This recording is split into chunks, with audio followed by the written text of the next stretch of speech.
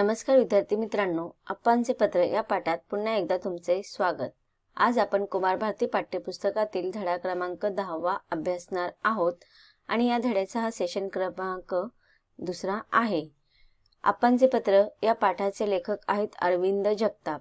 अरविंद जगताप यांचा जिव्हाळ्याचा विषय म्हणजे पत्र। पत्रांच्या माध्यमातून ते वाचकांबरोबर प्रेक्षकांबरोबर सुसंवाद साधण्याचा प्रयत्न करतात आणि समाजातील असलेले ज्या काही समस्या आहेत त्या वाचकांपर्यंत पोहोचवण्याचा प्रयत्न करत असतात। तर असेच ह्या अप्पांचे पत्र या पाठातून लेखकाने विद्यार्थ्यांपर्यंत त्यांच्या मनातील भावना व्यक्त करण्याचा प्रयत्न केलेला आहे।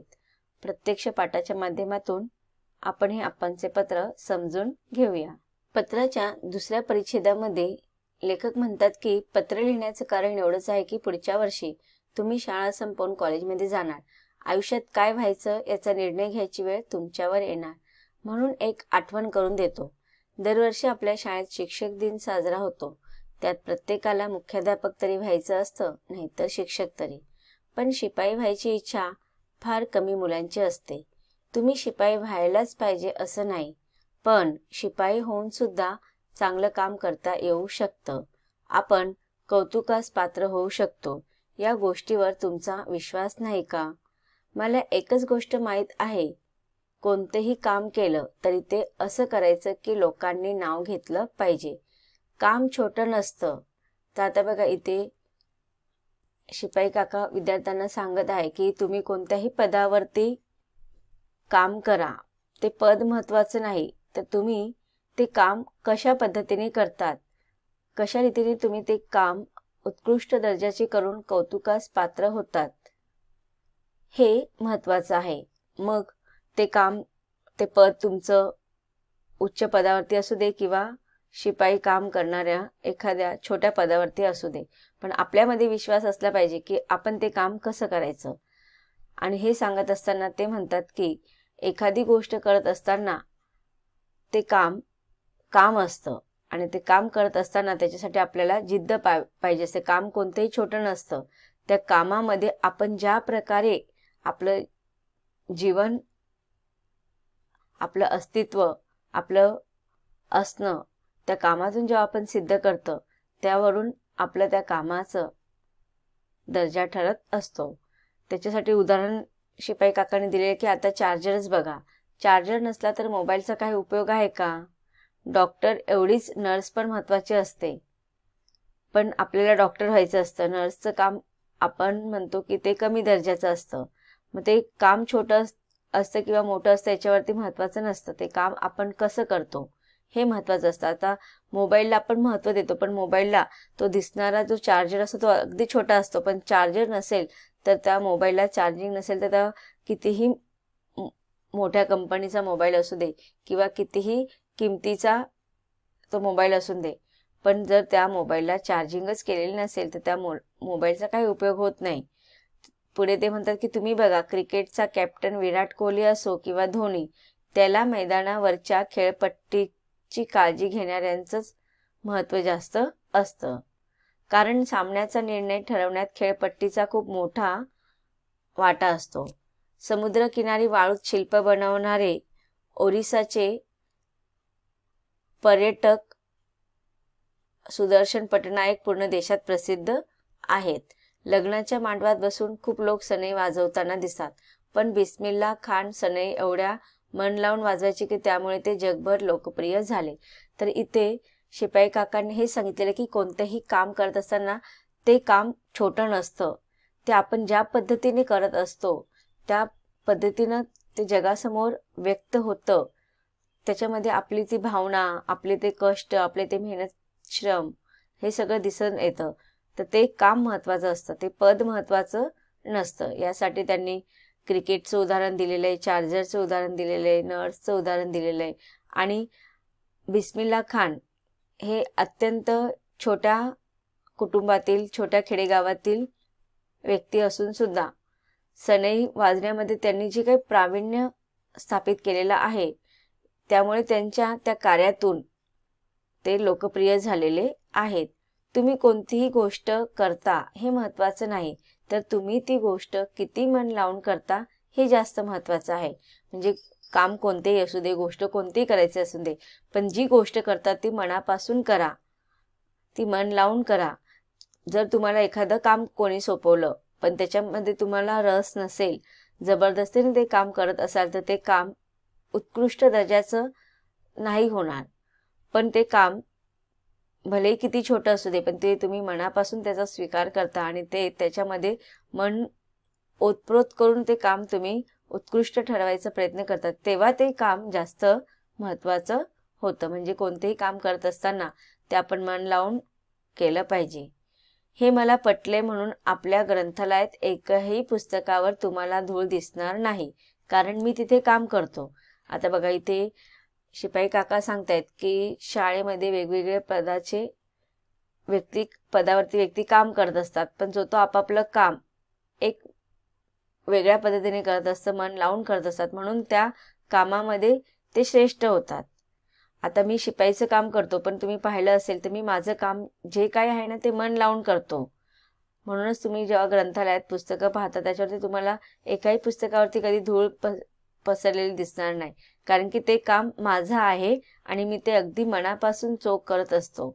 मग हे मी किती मन लावून करते हे महत्त्वाचं आहे. तुम्ही हे पुस्तकेच्या स्वच्छतेवरून त्याचा दर्जा ठरवू शकता.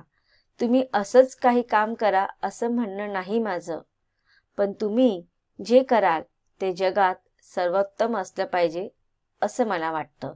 मग बघा, आता इथे शिपाई काका आपल्याला ह्या वाक्यातून त्यांना हेच दर्शवायचं आहे की काम कोणतेही असू दे, पद कोणतेही असू दे, पण जे काम मी स्वीकारलेलं आहे ते अगदी मी मनापासून स्वीकारलं पाहिजे. आणि ते काम स्वीकारल्यानंतर त्या काम पूर्ण करण्यासाठी मी माझ्या जीवाची बाजी लावली पाहिजे. म्हणजे ते काम सर्वात उत्तम असलं पाहिजे, असं इथे शिपाई काका आपल्याला सांगत आहेत.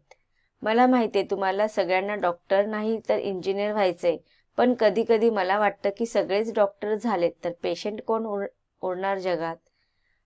का सगळेच एकमेकांना इंजेक्शन देत बसणार? पर्याय नाही म्हणून दुसरं काहीतरी काम करताना खूप जण, पण तुम्ही काहीतरी वेगळं केलं पाहिजे असं मला वाटतं. आता बघा, इथे आपल्याला शिपाई काका सांगत आहेत की सगळ्याच मुलांना, कोणाला डॉक्टर व्हायचं असतं, कोणाला इंजिनियर व्हायचं असतं, कोणाला पायलट व्हायचं आहे, कोणाला नेव्हीमध्ये जाऊन समुद्राची सफर करायची आहे, तर असे, किंवा कोणाला परदेशात जाऊन नोकरी करायची आहे उच्च पदावरती, तर असे मोठे मोठे स्वप्न आपण पाहत असतो. पण जर असे मोठे मोठ्या पदांचा आपण विचार केला तर मग या छोट्या छोट्या काम करणाऱ्या पदांचं काय? जर आपण सगळे डॉक्टर व्हायचं म्हटलं तर नर्स कोण होणार? आणि सगळे जर डॉक्टर झाले तर मग पेशंट कुठे असणार? मग काय सगळ्यांना एकमेकांना इंजेक्शन देत बसायचं का? किंवा काहीच पर्याय नाही म्हणून दुसरं काहीतरी काम स्वीकारायचं आणि मग त्यामध्ये रस न दाखवता, मन लावून न करता करायचं म्हणून करायचं? तर इथे ते सांगत आहेत की पर्याय नाही म्हणून दुसरं काहीतरी काम करताना खूप जण, पण तुम्हीही काहीतरी, मग ते पर्याय नसलेलं जरी काम आपण स्वीकारलं तर ते पण आपण ते जगावेगळं आपण काहीतरी करून दाखवलं पाहिजे, तरच त्याचं महत्त्व स्थापित होतं. तुम्हीही काहीतरी वेगळं केलं पाहिजे असं मला वाटतं. म्हणजेच इथे लेखकाला काय सांगायचं आहे की ठराविक उच्च पदाचाच सगळ्यांनी ध्यास बाळगणे योग्य नाही. ते उच्च पद मिळाले नाही म्हणून नाईलाजाने काहीतरी स्वीकारले जाते. याने जीवनाला आनंद मिळेल का? नाही. म्हणून ते म्हणत आहे की नाईलाज म्हणून कोणतं काम करायचं नाही. जे काम आपल्याला मिळालं आहे ते मन लावून करा आणि त्या कामामध्ये सर्वोत्तम असं ते काम तुम्ही सिद्ध करून दाखवा. आणि हे काम तुम्ही नक्कीच करू शकतात. जगावेगळं तुम्हाला करताना मला पाहायचं आहे आणि मला तुमच्याबद्दल जी आशा आहे की तुम्ही जगावेगळं काहीतरी केलं पाहिजे ते तुम्ही नक्कीच कराल, ह्यात काही दुमत नाहीये. याही पुढे जाऊन शिपाई काका म्हणतात की मी तुम्हाला फुलपाखरांच्या मागे पळताना पाहिले. तुमच्यापैकी एखाद्याने तरी फुलपाखरांच्या सुंदर आयुष्याचा अभ्यास केला पाहिजे. तुमच्या वर्गाच्या बाहेर मधमाशांचं मोहोळ होतं म्हणून खूप दिवस खिडकी बंद होती. पण आता ती खिडकी उघडा. त्या मधमाशा नीट बघा. त्या जसं पोळं बनवतात ना, तसं परफेक्ट घर सुद्धा बनवू शकत नाही आपण. त्या किती कष्ट करून मध गोळा करतात हे बघितलं तर तुम्हाला कष्टाची किंमत आणि गंमत पण कळेल. तर बघा, इथे शिपाई काका सांगत आहेत की तुम्ही छोट्या छोट्या गोष्टी जीवनामध्ये आनंद घेताना त्या गोष्टींचा तुम्ही इत्थंभूत अभ्यास करा. ज्याप्रमाणे तुम्ही फुलपाखरांच्या मागे पळतात, तर त्या फुलपाखरांचं आयुष्याचा तुम्ही अभ्यास करा की कशा रीतीने त्या फुलपाखरांचं जीवन किती असतं. थोडा 1 दिवसाचं किंवा 2 दिवसाचंच त्यांचं जीवन असतं, पण त्या कमी कालावधीच्या जीवनामध्ये पण त्यांचं ते सुंदर आयुष्य जगून जातात. प्रत्येक फुलाचा गंध ते घेतात, प्रत्येक फुलाचा मकरंदांचा आस्वाद ते घेतात आणि आपलं जीवन सार्थकी करून जातात. त्याचप्रमाणे ते अजून एक उदाहरण आपल्याला समोर सांगत आहेत विद्यार्थ्यांना की तुमच्या वर्गाच्या बाहेर जे मधमाशांचं मोहोळ आहे त्यामुळे तुम्ही भरपूर दिवस झाले ती खिडकी बंद करून ठेवलेले आहेत. पण आता शिपाई काका विद्यार्थ्यांना ती खिडकी उघडायला सांगत आहेत आणि त्या मधमाशांचं कार्य, त्यांचा अभ्यास करायला ते सांगत आहेत की त्या मधमाशा कशा रीतीने ते पोळं बनवतात आणि इतकं परफेक्ट आणि सुंदर पोळं बनवतात की कितीही शिकलेल्या आर्किटेक्टला एखादं सुंदर घर सुद्धा बनवता येणार नाही. आपल्याकडे 2 हात असतात, आपल्याकडे तल्लख बुद्धी आहे, सगळ्या साधनांची उपलब्धता आपल्याकडे आहे, पण त्या छोट्या छोट्या कीटकांमध्ये एवढं सामर्थ्य कुठून आलेलं आहे. मधमाशा जेव्हा ते पोळं बनवतात ते किती कष्ट करून मध गोळा करून आणत असतात आणि जेव्हा तुम्ही त्यांच्या त्या कष्टाला पाहाल तेव्हा तुम्हाला त्यांच्या त्या कष्टाची किंमत कळेल आणि त्या किंमतीमधून तुम्हाला त्यांची गंमत पण कळेल. बघा, आता ते मधमाशा काय करत असतात, थोडं थोडं थोडं करून ते दररोज ते पोळ्यामध्ये मध गोळा करून आणत असतात आणि अशा हे त्या कष्टातून तो सुंदर मधाचा द्रव तयार होतो. तुम्ही त्याचा कधी आस्वाद घेतला असेल तर तुम्हाला जाणवेल त्याची चव. खूप गोड असं ते मध असतं आणि त्या बरोबर एक औषधीय म्हणून त्याचा आपण उपयोग करत असतात. मग अशा ह्या त्या मधमाशांच्या कष्टामधून निर्मित झालेली ही सुंदर कलाकृती असते. पुढे लेखक म्हणत आहे की मुंबईत एक माणूस असा आहे जो दर आठवड्याला लोकांच्या घरी जातो. ओळख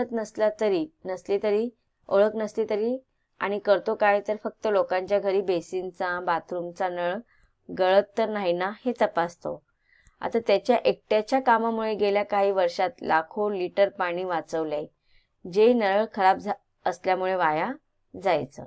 तर बघा, आता इथे एखाद्या छोट्याशा कृत्यातून, एखाद्या छोट्याशा कार्यातून, एखाद्या छोट्याशा कामातून समाजसेवा कशी निर्मिती होते त्याचं उत्तम उदाहरण इथे आपल्याला शिपाई काकांनी सांगितलेलं आहे की पाण्याची समस्या आपल्या ह्या देशाची ज्वलंत समस्या आहे आणि ह्या समस्येचं आढावा घेऊन मुंबईमधील एका माणसाने काय केलेलं आहे की आपल्या घरामध्ये बघा बेसिनचे नळ किंवा बाथरूममधील नळ किंवा कोणतेही जे नळ आहेत ते टपटप गळत असतात, पण आपण त्याच्याकडे दुर्लक्ष करतो आणि आपल्या ह्या दुर्लक्षितपणामुळे दिवसाला असं अनगिनत असं पाणी वाया जात असतं. फक्त एकाच कुटुंबाचं नाही, शहरातील प्रत्येक कुटुंबाचा जर आपण विचार केला तर अशा किती कुटुंबामध्ये नळ गळत असतात आणि त्यांचं पाणी किती लाखो लिटरहून पाणी वाया जात असतं. आणि हाच मुद्दा त्या मुंबईतील एका माणसाने जाणला आणि त्याने कोणाबरोबरही ओळख नसताना त्यांच्या घरी तो जातो. दर आठवड्याला तो लोकांच्या घरी जातो आणि प्रत्येक लोकांच्या घरी जाऊन विचारतो की तुमचा नळ चांगला आहे का, खराब झालेला आहे, दुरुस्त करण्याची गरज आहे का. मग तो बेसिनचा नळ असू दे, बाथरूमचा नळ असू दे, तो काय करतो, स्वतः विनामूल्य तो नळ दुरुस्त करून देतो. आणि जेव्हा त्याला विचारणा करण्यात आलं तेव्हा तो म्हणतो की माझ्या देशाचं पाणी वाचतंय, हेच माझ्यासाठी मी केलेल्या कार्याची किंमत आहे किंवा मोल आहे. पण त्याच्या एकट्याच्या कामामुळे त्याने कोणाला सांगितलं का तुम्ही असं नळ तुमचं नळ का गळतोय, मग तुम्ही दुरुस्त का नाही केला, ते त्याने कोणाला उपदेश वगैरे दिले नाही. त्याने प्रत्यक्ष जाऊन कार्य केलेले आहे आणि त्याच्या एकट्याच्या ह्या प्रयत्नामुळे, त्याच्या एकट्याच्या ह्या कामामुळे लाखो लिटर पाणी आपल्या देशाचं वाचलेलं आहे. आणि ते पाणी कशामुळे खराब झालेलं आहे, फक्त कशामुळे वाया गेलेलं आहे, तर नळ खराब झाल्या ह्या कारणामुळे लाखो लिटर पाणी आपल्या देशाचं वाया गेलेलं आहे. मग अशा या छोट्याशा कृतीतून समाजसेवेचं कार्य घडू शकतं. तर विद्यार्थी मित्रांनो, पाठाच्या या परिच्छेदातून आपण काय शिकलो की एखादी सर्वसामान्य वाटणारी व्यक्ती अगदी वेगळेच कार्य आयुष्याचे ध्येय म्हणून स्वीकारते आणि त्यातूनच सामाजिक कार्य पार पडते. त्या व्यक्तीने स्वीकारलेले कार्य काही वेळा सर्वसामान्यांना ते बिनमहत्वाचे कार्य वाटू शकतं. पण हे बिनमहत्वाचे वाटणारे काम जेव्हा तो व्यक्ती निष्ठेने पार पाडतो किंवा त्याने निष्ठेने पार पाडल्यामुळे त्याच्याकडून ते मोठे सामाजिक कार्य घडून जाते. हे आपण या पाठामधून शिकलो. शिपाई काकाद्वारे विद्यार्थ्यांना सांगितलेल्या अनेक गोष्टींचा आपल्याला अभ्यास करायचा आहे, परंतु त्याचा अभ्यास आपण पाठाच्या पुढील परिच्छेदांमध्ये आणि पाठाच्या पुढील भागामध्ये अभ्यासणार आहोत. धन्यवाद.